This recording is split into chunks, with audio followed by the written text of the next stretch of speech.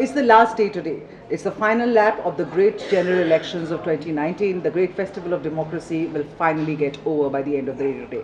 And then all eyes will be on the results on May 23rd. But before that, there will be the exit polls starting 6 p.m. this evening. Don't forget to tune in onto HindustanTimes.com where we will be getting you poll of polls live from 6 o'clock this evening.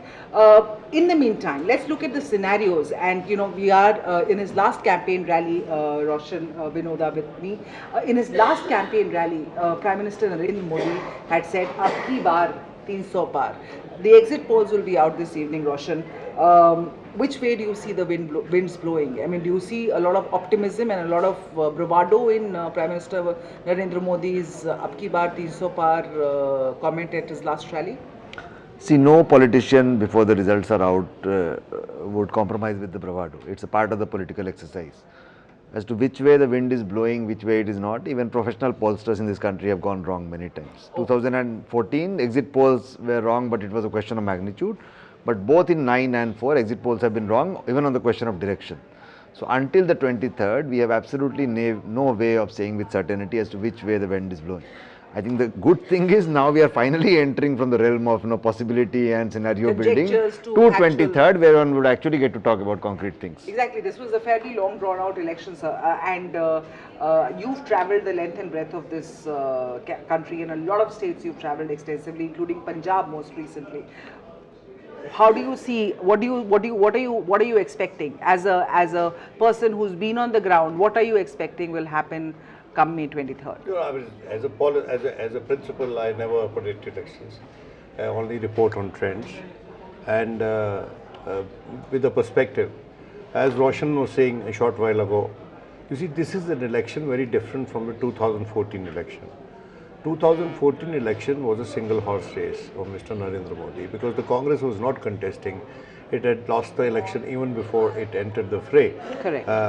They did not fight even for an honorable defeat. And the opposition was totally fragmented. In relative terms, today, the opposition is better organized in relative terms. Yes. The Congress is putting up a better fight in relative terms. And the BJP's sole hope, and that is what was behind their repeated appeals to the voters to come out and vote, because they were looking for a higher percentage of polling. Because only a higher percentage of polling could have found them replenishment for the floating vote they may have lost in the cities and increase their vote percentage from 31 to more. Because with 31% this time, they are unlikely to get 282 seats in Parliament, which is a simple majority. It's 272, they had 10 more last time. So, what the results will be largely determined whether the BJP has been able to replenish its earlier new arrivals, which have now, gone away with a new bunch of voters who can replace that, who can fill that gap, and who can give them a higher percentage of vote in order to... The voting percentage, sir, has almost been similar to what it was in 2014. So that's what I'm saying. So there has been no upward swing in the voting percentage.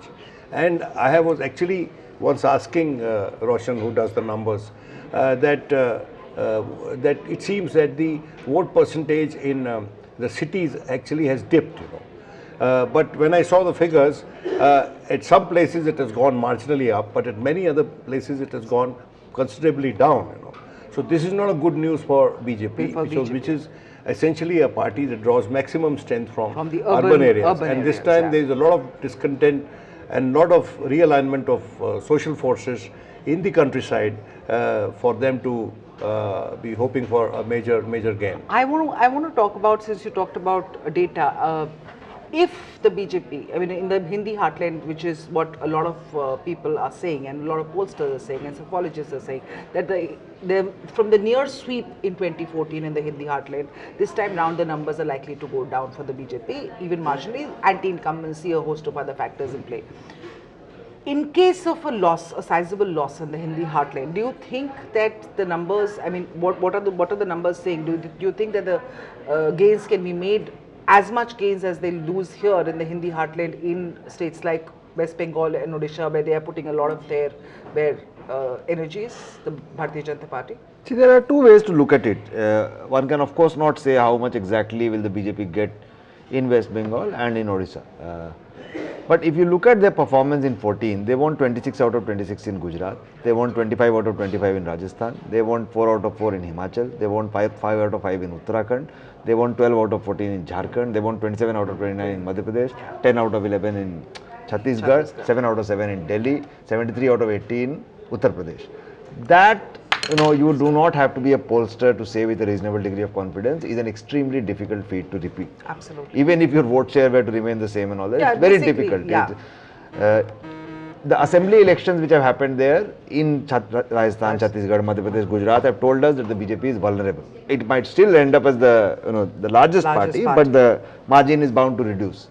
Even in Uttar Pradesh, this time the SP and the BSP have teamed up together. Yeah. So it is a formidable fight to begin with. How that translates into votes, etc., is something we'll have to wait for.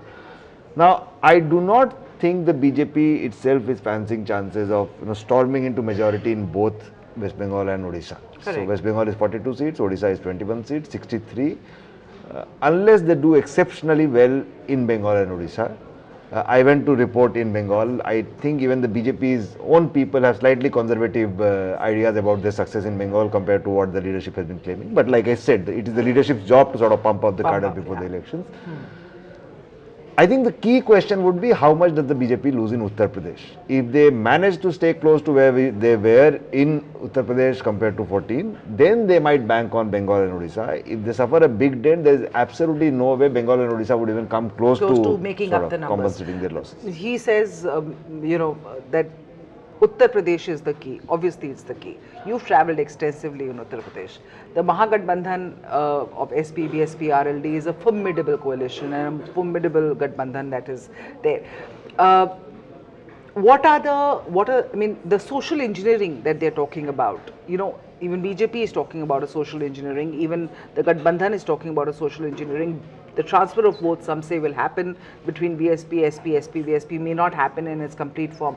What is your assessment of the situation on the ground? One, that there have been reports out of Uttar Pradesh that the transfer of vote is happening between the BSP and the SP. That the chemistry that was so demonstratively done and made and conveyed has percolated down to the cadres. Never before has there been this kind of cordiality on public display between the BSP and SP. For instance, if you remember at the start of the campaign, Mr.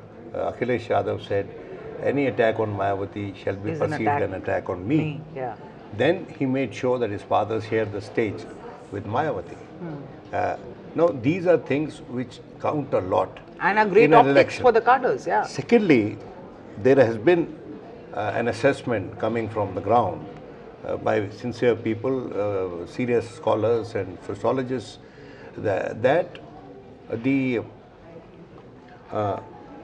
the promise of job reservation for the forward castes may have made the forward castes happy, but it has led to retributive consolidation of the backward castes.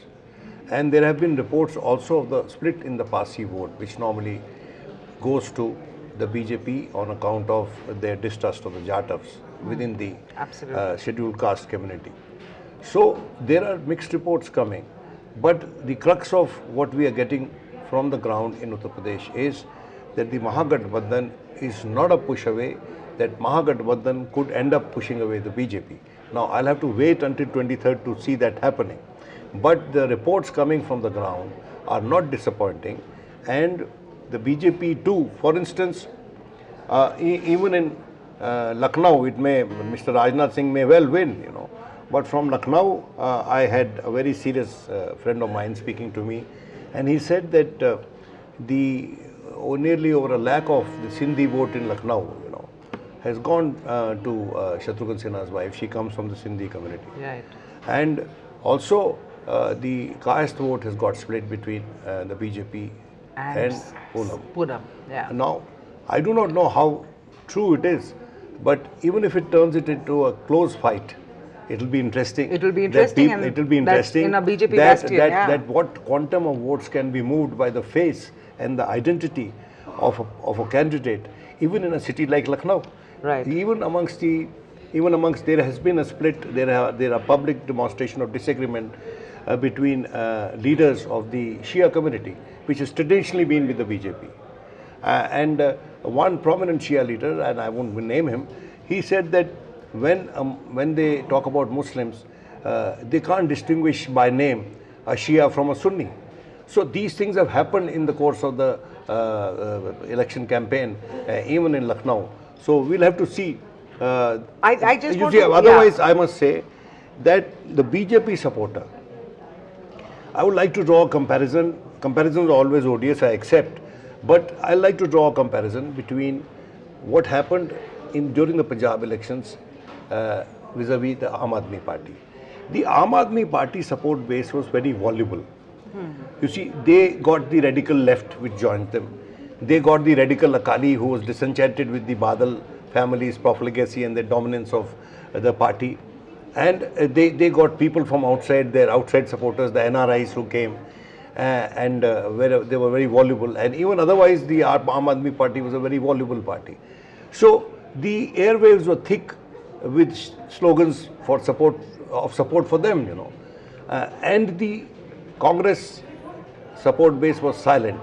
And a part of the Hindu who should have normally voted for the BJP, on account of the nature of the people, of the mix, the demographic mix of the supporters of the Aam Aadmi Party, that they were rendered a little insecure because they didn't want to see a combination of the radical left and the radical Akali happening again post the Khalistan movement. Right. And that vote went to the BJP, to Congress in a large chunk. Okay. So in effect it was Aam Aadmi ka shor hai, Congress ka zor hai. Okay. So, you know, the BJP voter is very much in the nature of the Aam Aadmi Party voter, though not exactly in identity terms, but in terms of its behavioral terms. And they are very voluble. And BJP indeed has been able to consolidate its core base post Balakot. And that core base has come back and is rooting heavily for the Honorable Prime Minister and for the BJP. Let's see whether that voice is actually volume is getting translated into vote volume. Vote volume and finally even seat volume. Yes. I'm just going to, you talked about Pulwama and Balakot, and despite Pulwama, Balakot, and lots of bonhomie that's there, and lots of bravado that is there in the BJP right now, they're very, very positive that they are, doing well, and so is the Congress really.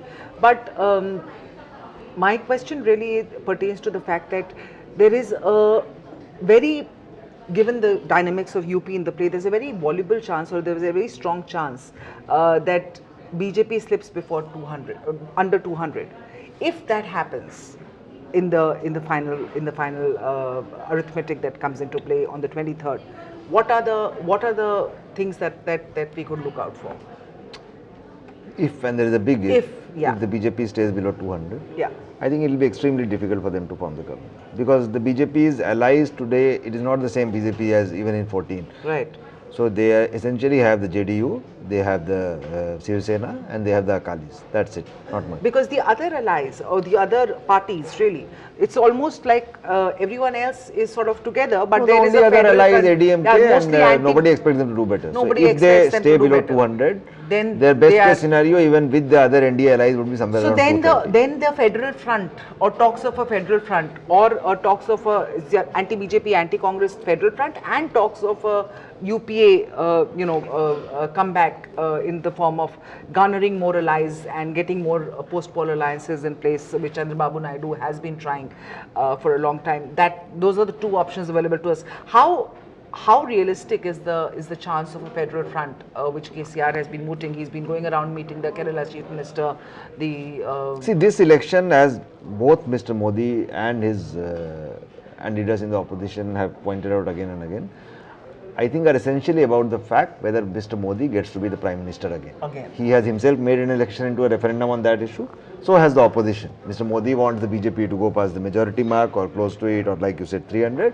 The opposition wants to make sure, by I believe every trick in the book, that does not happen. Right. So if the BJP were to suffer a significant dent in its 2014 tally, rest assured that failure would lie at the doorstep of Mr. Modi Mr. again. Modi alone. So then it will become extremely difficult for Mr. Modi to sort of get people together. It will be seen as some sort of a united victory against the challenge which was thrown in the election by the Prime Minister himself. So no, that government could be stable, unstable, it could be a cohesive government, it could be an anarchic government, whatever it is, but I think we are headed for some sort of a anti-BJP coalition. Anti-BJP coalition. The other problem with this kind of a coalition would be, earlier especially in 4, the left used to be a big block of this coalition. So you had around 60 odd MPs who were principally opposed to Mr. Modi, who would not, at least in terms of the Machiavellian negotiations we know, not do negotiations with the government. They had their own ideological, programmatic issues.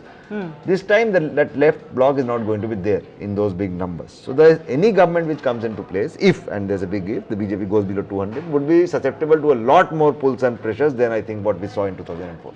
Let's talk about KCR. Taking forward from what he said, I think that this time the Congress will have to play the role of the left parties. Because, the past elections, you start from the VP Singh government, it was supported from outside by the left and the BJP. Yes. And the BJP withdrew support on the Ram temple issue. Right. Then you had the Narasimha Rao government, which was a minority government, which continued and it finished its term. Yeah. So that gives us a lesson that largely it depends on the sagacity and the wisdom of the Prime Minister too. So if you have a Prime Minister who can carry people along, you can run a minority government for a full term.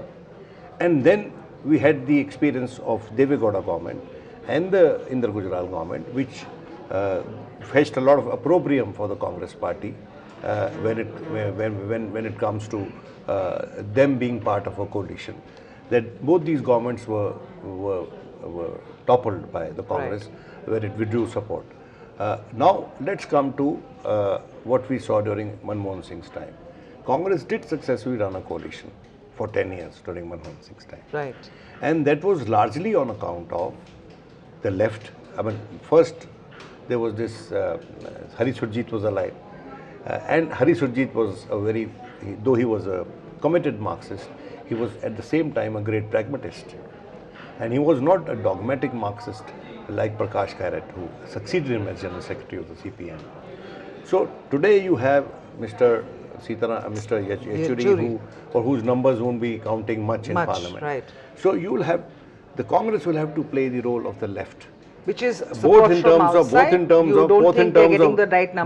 of policy formulation, because it has to be inclusive policy. You can't, in a coalition government, have a policy which is unidimensional, and there will have to be a steering committee. There will have to be a body set up where there could be regular consultation between constituents, on key issues, and there will have to be equidistribution and sharing of power between the members of the front, which forms the government. Yeah. But the big question remains that this front will get a chance only after Mr. Modi had expended his chance by being invited by the president, because the single largest party most likely is going to be the BJP.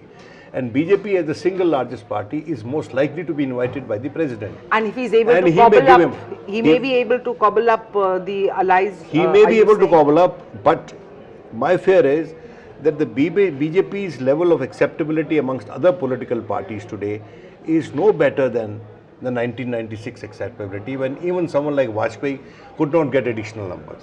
Right. And this is largely on account of the trust deficit which has developed between the BJP and various other opposition parties, non-BJP opposition parties, which fear that their very existence is in danger if the BJP comes to power again and manages to form a government. And also is now rolling out in various states and trying to rake up their numbers and giving the regional players a run for their money. But I just want to take you back to what you said about the Congress playing the role of the left this time. It is required to play the role. Yeah, but it lacks the discipline of the left, but it is required to play the role. But are you looking at numbers coming, Congress numbers below 100 in that scenario? Because if it's not the single largest party in the two predictions can be safely made. Yeah.